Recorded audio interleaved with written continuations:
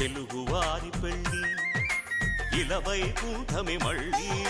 సంప్రదాయమే సౌందర్యంగా సాగుతున్న పెళ్ళి ఇది తెలుగువారి పెళ్ళి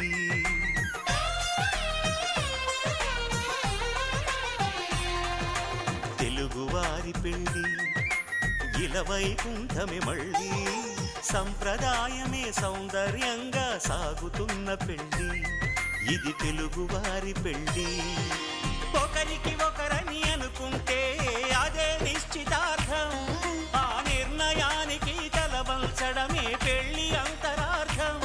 శతమానం భవతి అంటుంది శ్రావణ మాసం శ్రావణ మాసం శ్రావణ మాసం తెలుగువారి పెళ్ళి ఇలవైకుంఠమే మళ్ళీ సంప్రదాయమే సౌందర్యం